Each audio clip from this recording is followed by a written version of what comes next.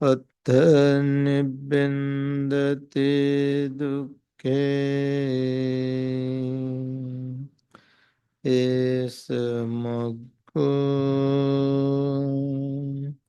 විසුද්ධේය.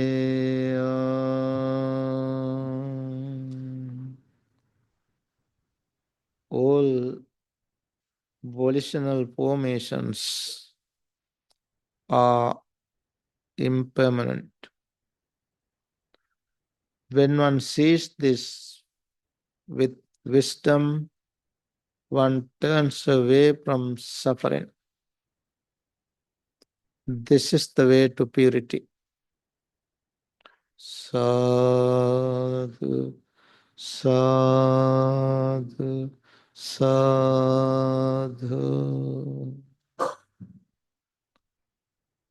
Sankhara,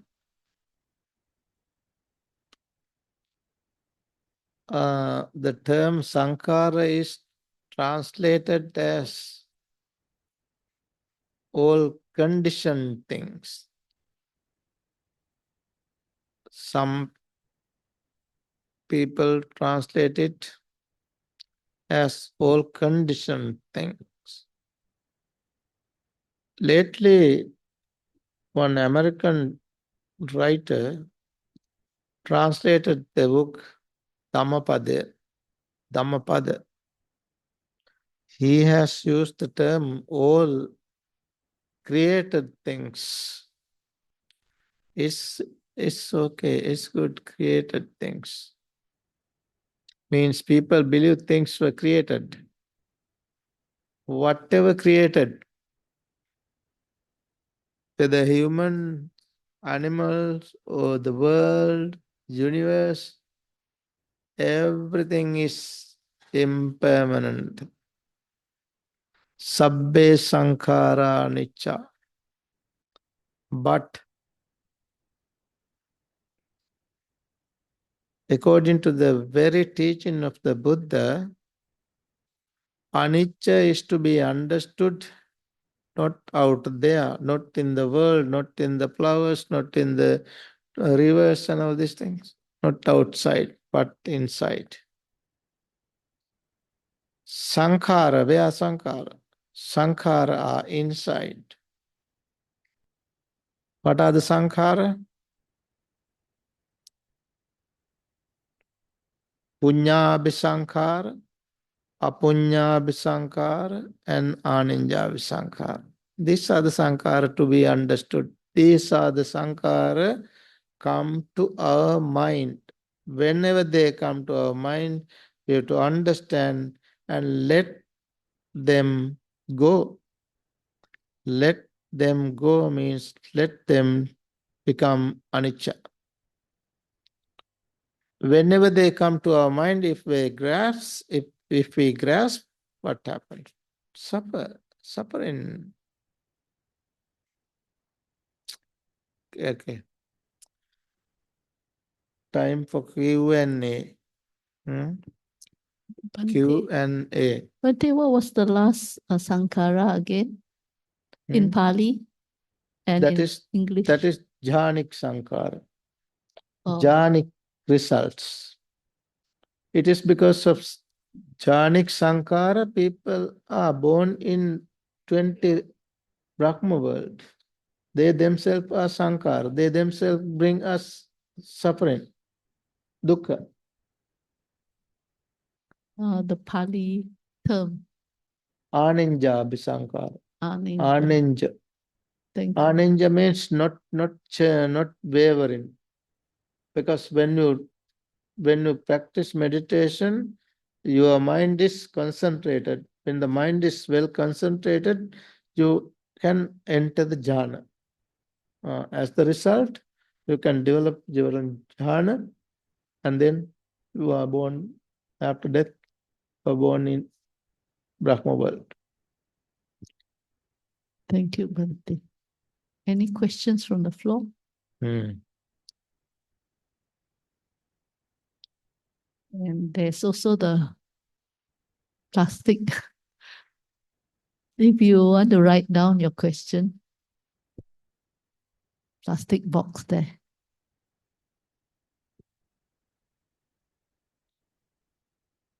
I ask. Okay, another question, Bhante. That is yesterday's one. You said there are three types of understanding. Three types of understanding.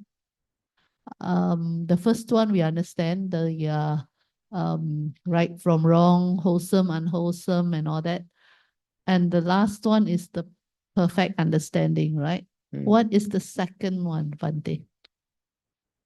10 wrong views. So you have to understand 10 wrong views as 10 wrong views, and then you to come to right view, right path. 10 wrong views are people believe that normally those think rightly, correctly, they think that giving is good. Giving is good. Rather eating, rather hoarding, sharing is good. It is the general understanding. But there are people, they say that why you give? Why you give? They themselves have hands, they themselves can do job. Huh? Why you give? Like dana. When you give dana to the monks, there are people, they don't see that it is good. They think that the monks also can do job, and they, I mean, not only monks or nuns or whoever. Giving is good.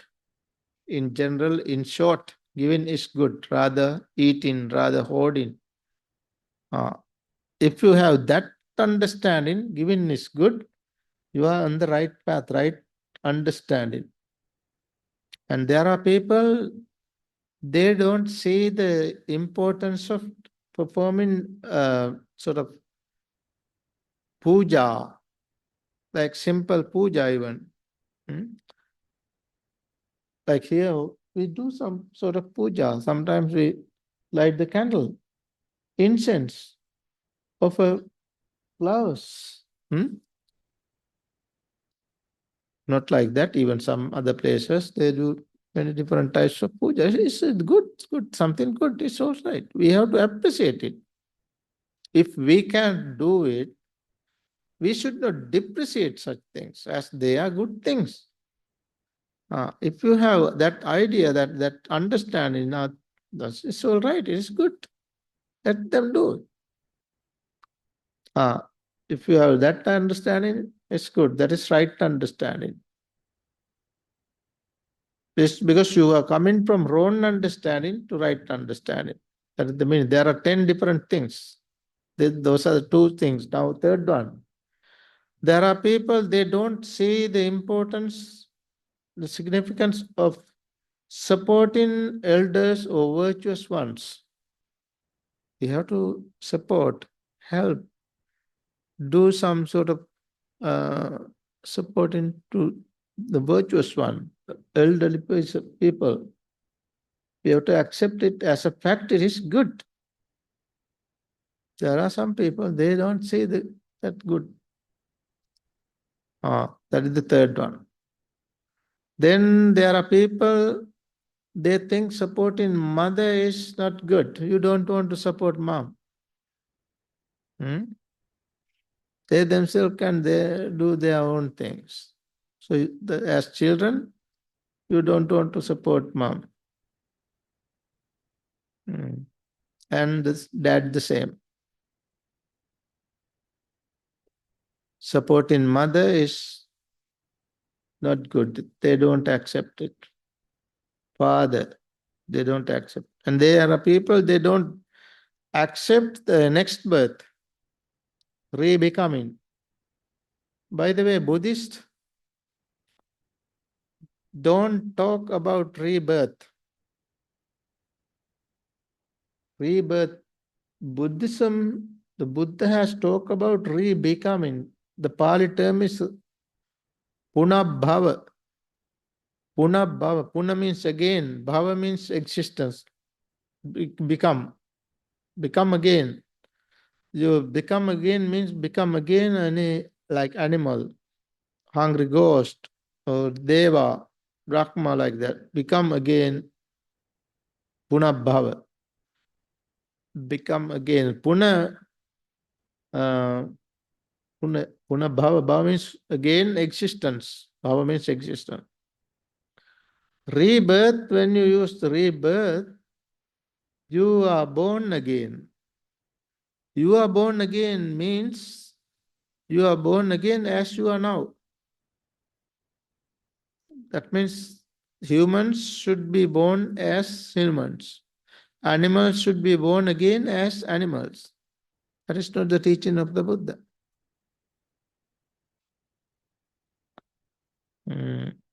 Okay, so next one is they don't believe the next birth, the past, previous lives. And again, they don't believe people, they don't believe spontaneous beings. Spontaneous beings are, there are beings born without parents' union, like devas, brahmas, hungry ghosts. They have no parents. No little devas.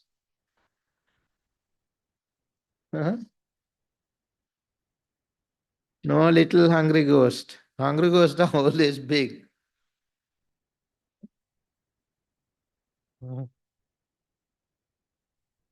And also last one, they don't believe. Huh? How many there? 7th. Huh? 7? Yeah. No, This no. one. First one, they don't believe giving. Yes. Second, they don't believe offering big puja. Third, they don't believe supporting older people. Elders. Hmm? Virtuous ones. Then they don't believe father. mother, father. 5. Oh, mother is one, father is one. Yeah, yeah. Oh, okay. Then they don't believe next birth. Next birth. They don't believe previous birth. Oh, 7. okay. Past and previous. Then they don't believe Spontaneous. spontaneous birth, Birth. spontaneous beings. Um, They don't believe that the virtuous ones in the world. Virtuous ones means like those who have Noble ones. developed their mind, like stream interest, one-returnness, non-returns, like that. So 9? 9. What is the 10th one Last. then? Missing one, right? Natti dinnang, natti ittan, natti hutan, natti sukata dukkana, kammana palaiva. That is the one. We miss. They don't believe karma. Oh, karma. They don't believe whether the good karma has good results, bad karma has bad results. They don't believe that. That is the 10th one. Thank you. Okay, you got? Good, thank you.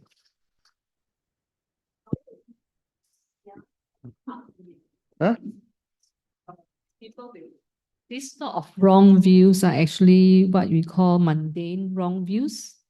Is it it was mentioned grade 40, there is the mundane right view and supra-mundane right view. So right understanding. This one is more the mundane right view, is it? These are wrong views. Oh, these are mundane wrong views. First, you have to understand wrong views as wrong views. Then you should come to right understand, right view, right? Wrong views, not only wrong view, wrong path, eightfold path, wrong path. First, wrong path. Then you have to come to right path. When you come to right path, you give up all wrong path and whatever the views connected to wrong path, you completely cut off them, and then you come to right path. That is what is called Noble Eightfold Path. Then with that Noble Eightfold Path, you develop cultivate, develop the right understanding, right thought, these things as taintless path. That is what is called supernormal path. What you call the Noble Eightfold Path is it's good. Normal Eightfold Path is good. That is punya. Samma ditti. Samma ditti. Take samma ditti. The Buddha said, monks, there are two samma ditti, two kinds of samma ditti. Sāsava punya bhagya upadi vepakka. That is what first one. First samma ditti is sāsava. There are asava. Asava means taints, defilements. Asava. Sasava means asava. Asava, taints. There are taints. Punya bhagya. Punya bhagya means it's heading, leaning towards punya. Not nibbana. Not kusala. Leading to punya. Punya bhagya. That means with right understanding, we do many good deeds. Things are good. But we have expectations. We have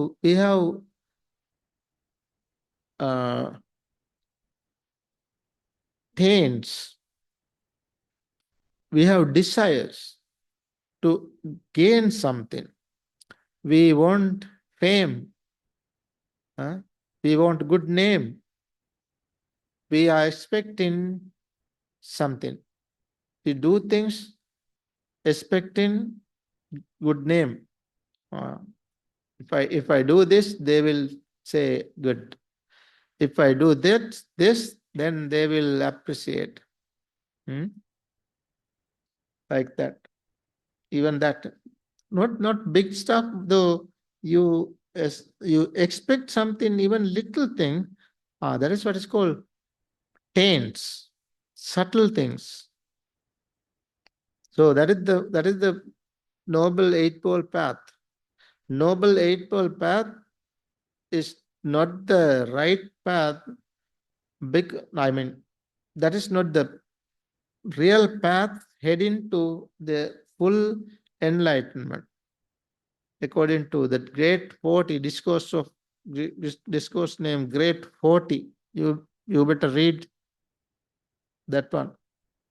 The sutta named Great 40, where the Buddha explained the supernormal path, where you can find each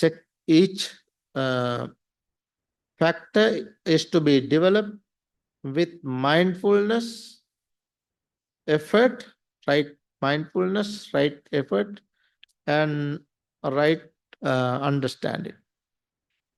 These three are going around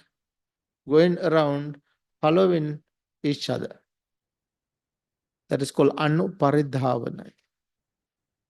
Anuparidhavana. Okay. Any other question?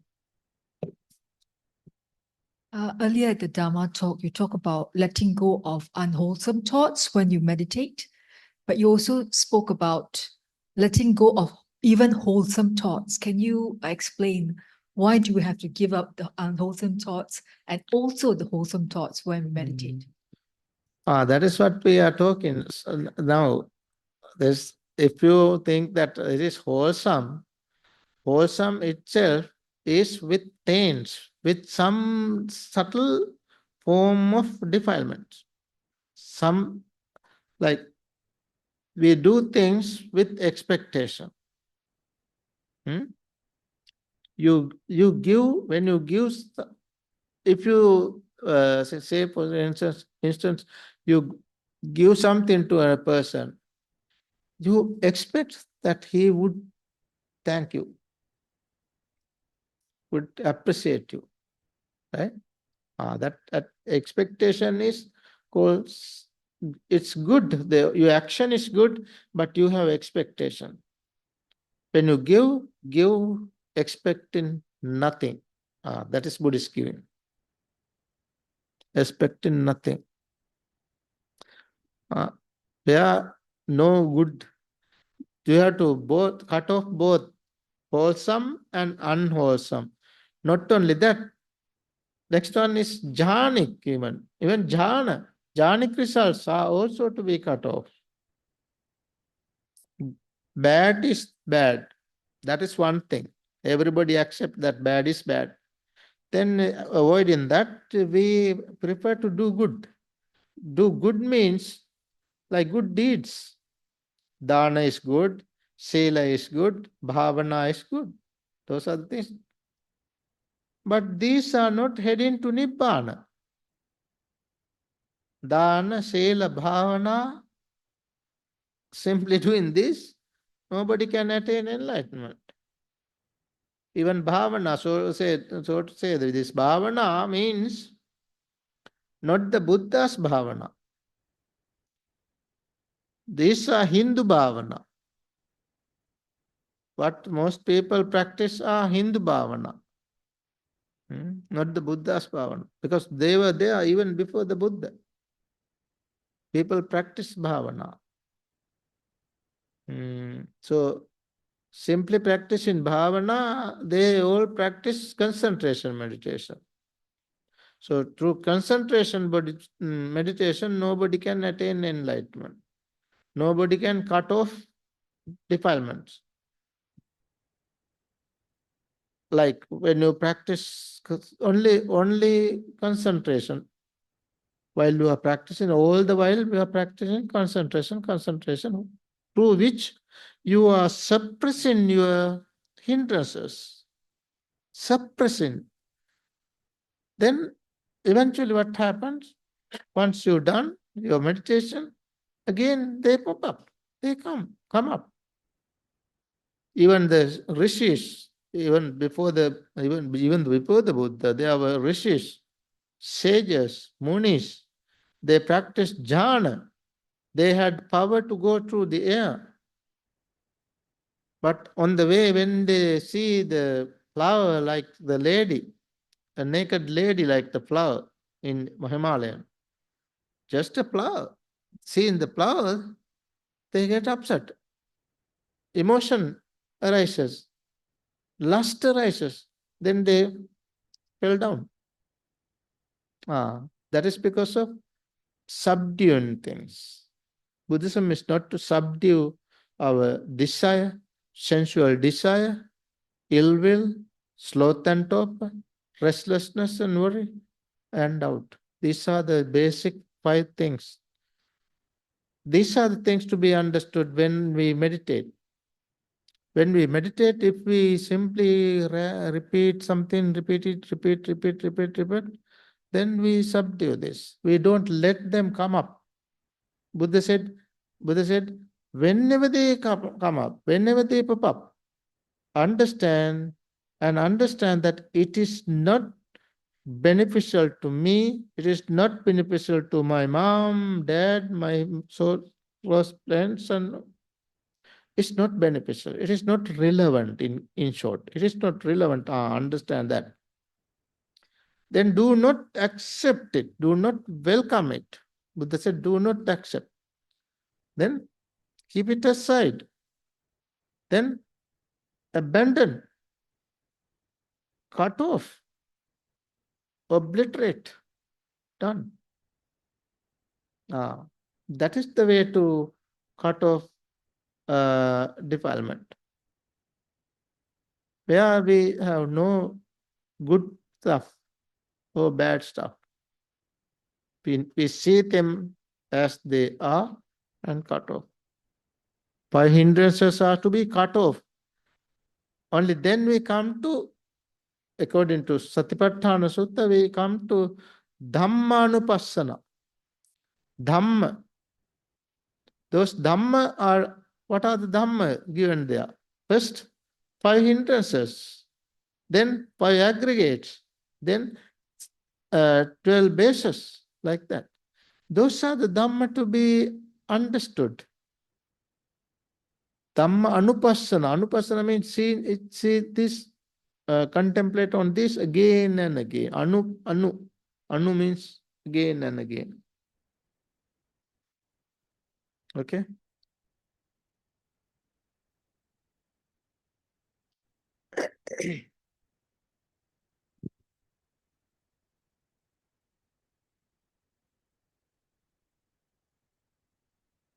Yeah, Bhante, you talk about enlightenment right now. Again, actually for the first factors, can you share a little bit more on how can we eliminate the first factors? There are 10 factors which we're supposed to work on, So maybe can you share a bit about how can we eliminate the first factors, Yeah. What are the factors? No, I think to go beyond stream winner, there are 3 factors which we are supposed to Not factors, factors. FETTER. Fetters. Yeah. We not can share a little bit factors. on that. I think I'm quite curious about on that's that. that's a good topic. Thanks. That's a good question, huh? Fetters. What are the fetters? How do they arise? When we see the object, five aggregates arise: form, feeling, perception, volitional formation, and consciousness. They arise where? In the eye, in the ear, when you hear, in the ear, then in the nose, in the tongue, in the body, and in the mind. They arise and perish. They arise, pass. To all the people, all beings, even the Buddha, Arahants. But for them, whenever they arise, they do not grasp them. In our case, we grasp them as we take first one. When we observe, when we see the form, we are delighted. We are delighted. It is because of our feeling. Feeling arises.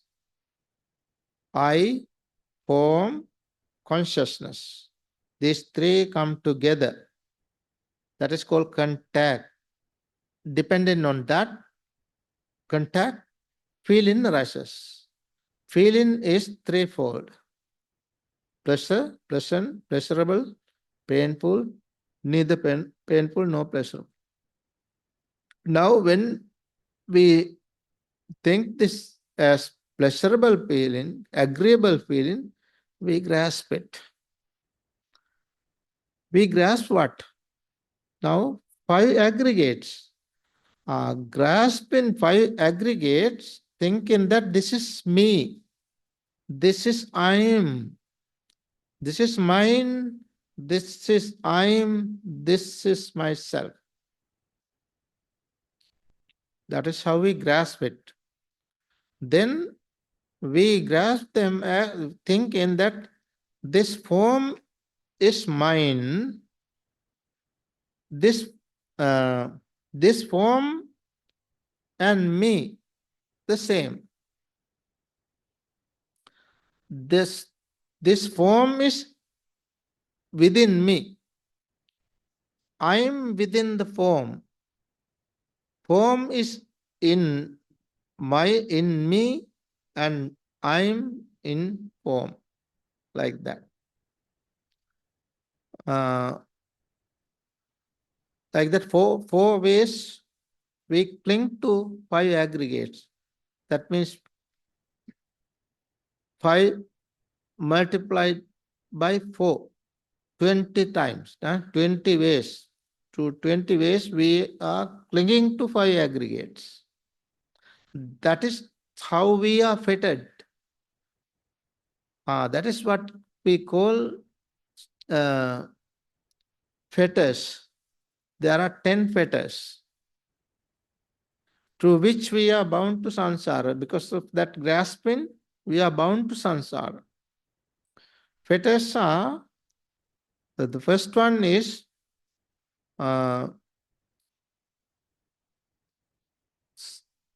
what to call, Sakkaya Ditti. Sakkaya Ditti. Personality belief. Sakkaya Ditti. Then Vichikicha. Doubt. Then Silabbata Paramasa. Silabbata Paramasa means clinging to rules and rituals. Kama Raga. Kama Raga is clinging to lust, sensuality. Kama Raga. Patiga, that is repulsion. These are called lower fetters. Of these five, the one who understood, realized, and cut off the first three, who has cut off the first three, is called stream enterer. The one who has weakened the next two is, together with this, cut off the first three and weaken, attenuate the next two, is called once returner. The one who has cut off all the five lower fetters is called non-returner. So after cutting off the first three, if one after his death, he will be born in samsara maximum 7 times. Maximum 7 times means within the 7 times he can complete his samsaric journey. There is a journey to complete. All others have no guarantee.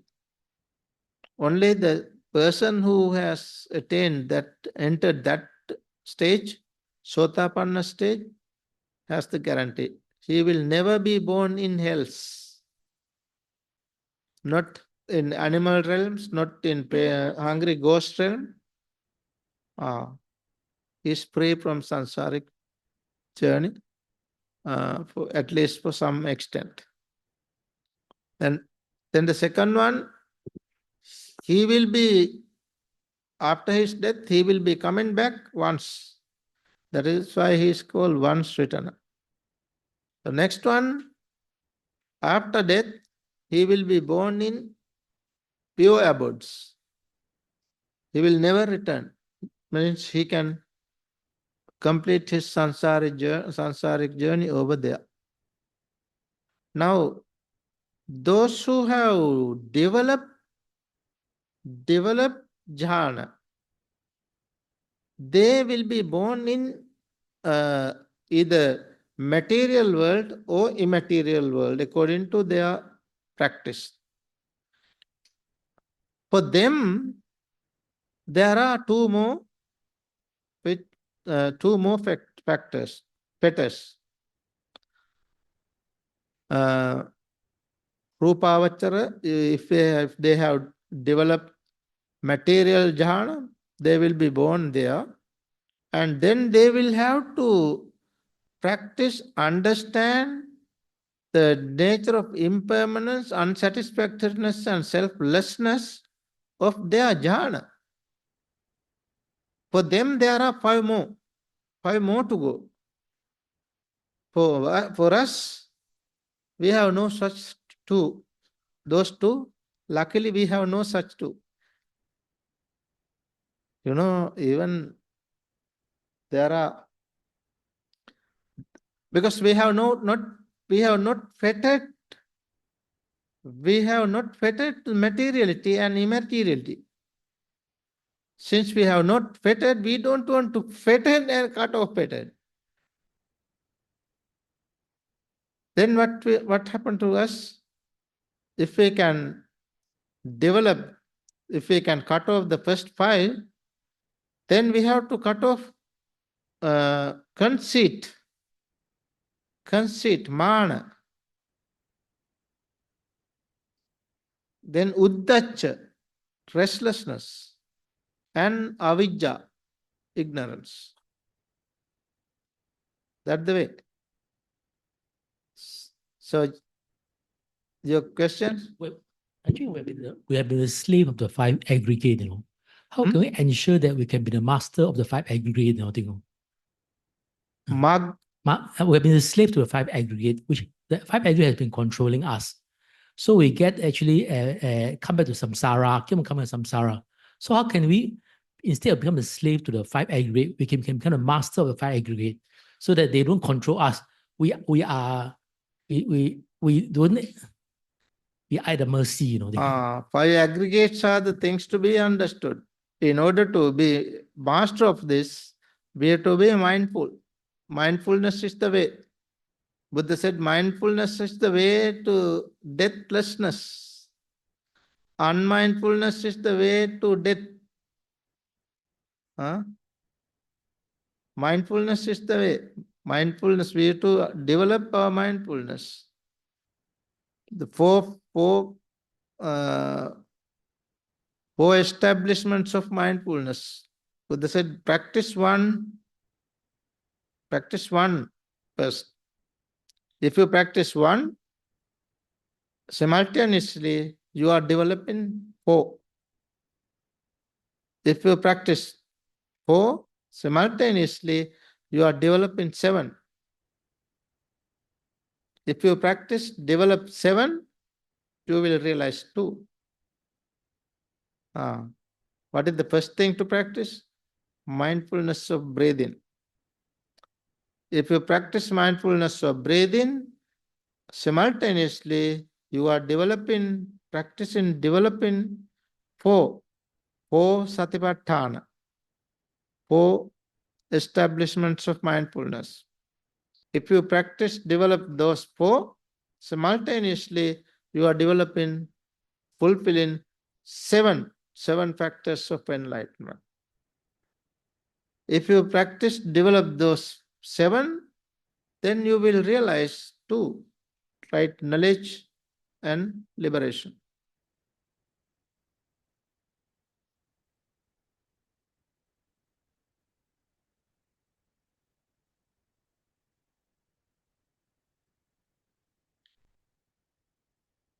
Okay. Next. Yeah. In the morning, we did a chant, something along the lines of be happy and peaceful. So in front of that was in this room, and then in this city, and then the country, and then the world, and then the universe. Could you repeat the first part, which is that part? That is referring to metta, love and friendliness. Love and friendliness, when we practice, there are different methods, but we to understand Buddha's method. Always we have to understand the Buddha's method. Buddha has talked about this. Buddha has taught us four different methods of metta, to practice four methods. The first method is called immeasurable metta. Immeasurable, without measuring, without any discrimination, we extend metta to all beings in the world. Where we extend metta to all beings in 6 directions. Your front direction, back direction, right direction, left direction, upper direction, and lower direction. That is called immeasurable metta. Appamana Cheto Vimukti. The second method is called exalted metta. Exalted means we are starting from ourselves, we expand. That is what we did this morning, right? Like this, expanding. Starting myself, we can say like beings around me, may all beings around me be well, happy, and peaceful. Then in this room, in this house, in this property, like in this city, in this country, in this world, in this universe, like that. Extending, expanding, like a circle. You expand like that is the second method. And then there is another method in the Metta Sutta. Metta Sutta, you know this Metta Sutta, loving friendliness discourse. We recited, we chanted it yesterday. Not today, right? Right. Not today. Yesterday we did. Where the Buddha said, Buddha categorized all beings in the world. First, Buddha categorized them all into two groups, Tasa and Thavara. Tasa means moving beings. Thavara means immoving beings. There are beings, they cannot move. There are beings, they can move. Then those moving beings are again categorized into 12. That is why it is said that long, short, like that. May all beings, whether long, short, subtle, gross, visible, invisible, like that. 8. Sorry, not 8, 12. We categorize these all beings, understand all these beings, and extend our love, our friendliness towards all such beings. That is the third method. And then the fourth method is given in the Khanda Sutta. There is a discourse, first days of the Buddha, once a certain monk was bitten by a snake. Then the monks went to the Buddha and informed this. Thereafter, the Buddha said, monks, if this particular monk has had practiced metta towards beings, he would not have done and would died like this. After that, Buddha delivered that discourse where Buddha categorized beings like footless beings, no foot, like snake, 2 feet beings, 4 feet beings, then many feet beings. You have to extend metta to all these beings. So those are different methods. So we can practice one of these methods. You have did I answer your question? Yeah. Okay. I actually have a second question. What is that? Do you have a morning ritual or routine? What is that? Do you have a morning ritual or routine that you do? Routine? Routine? Routine, yes. Yeah. Me or in general? You. Me, my routine is early morning, 4:30 up. First, eat 2 cloves or ginger, and then drink water as much as I can. This is my routine. Then by 5 o'clock, sit for meditation. 5 to 7. Either sitting or walking. Practice. That is how I start the day. Then I try to be mindful all the time as far as I can. Whenever such thought comes to my mind, I give up, I remove them.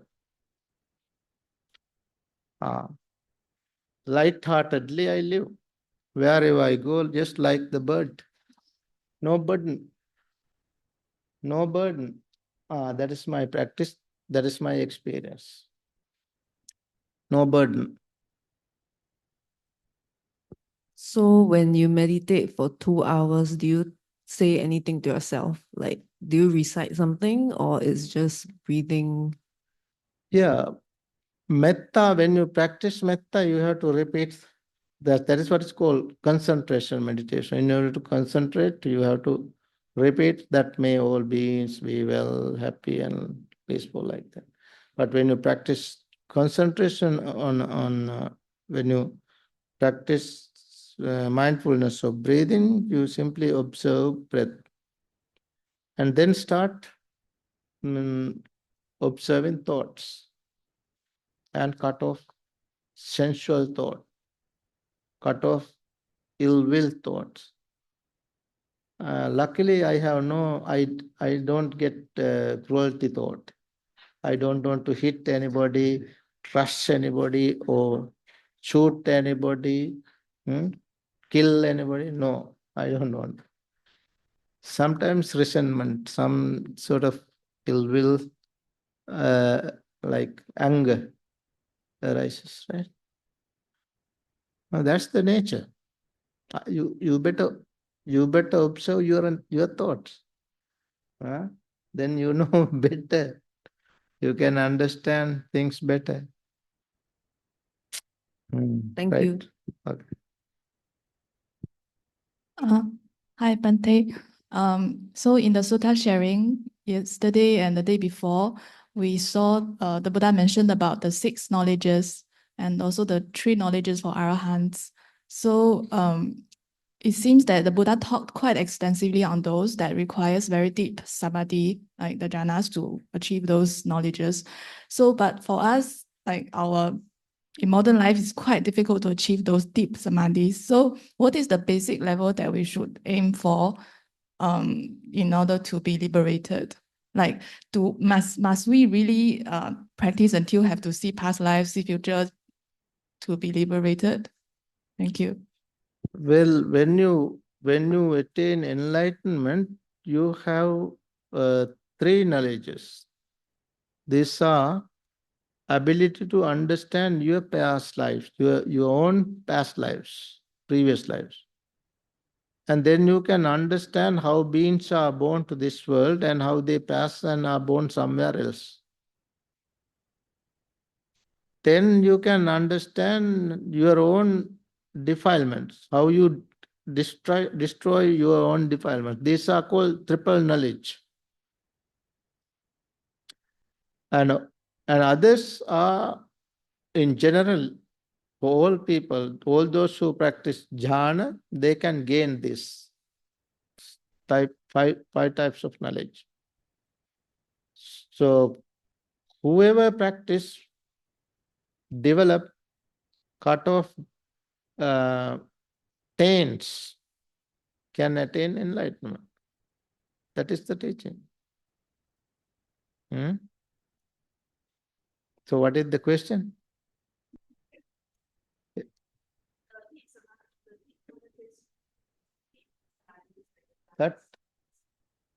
What is that? You said, must you have It is deep a must. samadhi? No, it is not the must, but realization is without the third knowledge, which is called complete eradication of defilement, without which you cannot attain enlightenment, because you have defilements. As long as you have defilement, you are impure. Right? Understand? Not clear. No shortcuts. Is it not clear? That is a must. Without cut off your defilements, no attainment of enlightenment. So once you cut off your defilements, it is like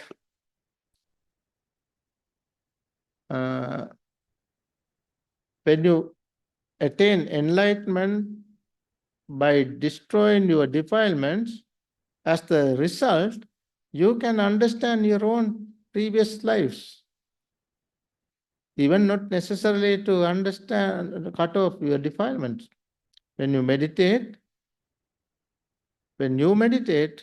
if you do this honestly for some times, you yourself can understand for some extent from where you came.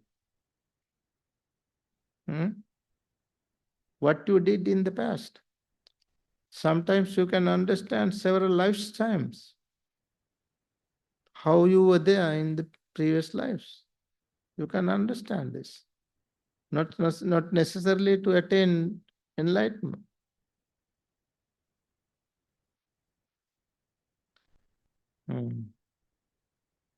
Okay. When you were teaching us the walking meditation, I thought you had asked a question about what color is your soul. And I just wanted to understand why you were asking that. Did you see the color? Did you see the color of your soul? That is the only soul you have. Remember. Huh? Huh? The shape and color, yeah. Yeah, her question is color. Your question is shape. So soul, we have only one soul. That is this soul. S-O-L-E soul, not S-O-U-L. That's why I asked you to observe it. Observe your soul, color and shape. Why? To give your attention properly, to understand, to develop your wisdom, develop your mindfulness. When I ask you to see the color, you give attention. Otherwise, if I simply tell you, observe your leg or observe your soul, you have not that much attention. I wanted you to give more and more attention. That is why I say observe the shape and color. That's the reason.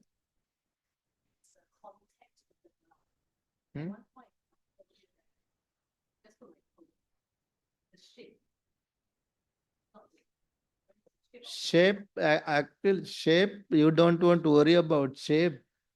My point is that I wanted you to be more and more mindful. That is my point. Not to see the shape of your toes. I don't want to worry. You don't want to worry about the shape. Everybody has different shapes, right? You don't want to worry about the shape, but give full attention and develop your mindfulness.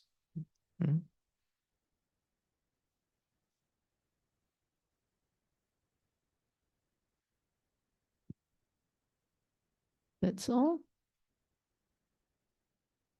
Okay, Bhante, that's all.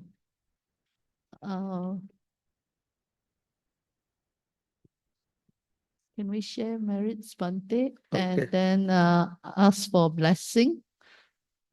Can we share merits since there are no more questions? If there are no questions, we can share merit. Okay, let's share merit with the departed ones first. May all our dearly departed relatives rejoice this merit, specifically our parents.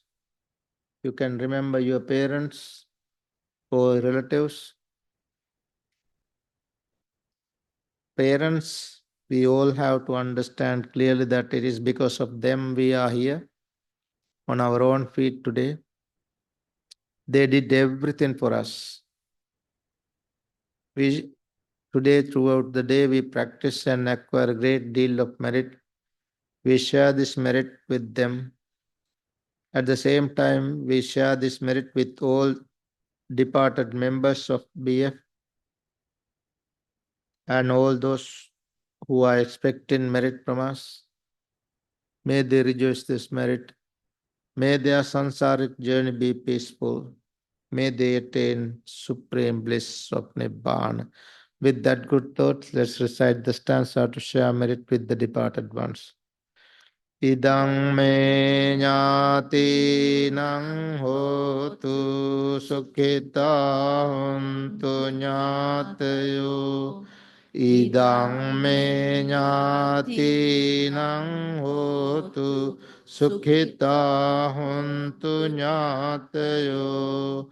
Idang me ñātīnaṃ hotu Sukhita hontu ñātayo. Now let's share merit with all beings. Ittavata ca amhehi sambataṃ puñya sampadang sabbe deva anumodantu sabba sampatti siddhya. Ittavata ca amhehi sambataṃ puñya sampadang sabbe bhuta anumodantu sabba sampatti siddhya. Ittavata ca amhehi sambataṃ puñya sampadang sabbe satta anumodantu sabba sampatti siddhya. Akasattha ca bhummatta devanaga puññaṃ taṃ anumoditva chiraṃ rakkantu lokasāsanaṃ. Akasattha ca bhummatta devanaga mahittika puññaṃ taṃ anumoditva chiraṃ rakkantu dhamma desanaṃ.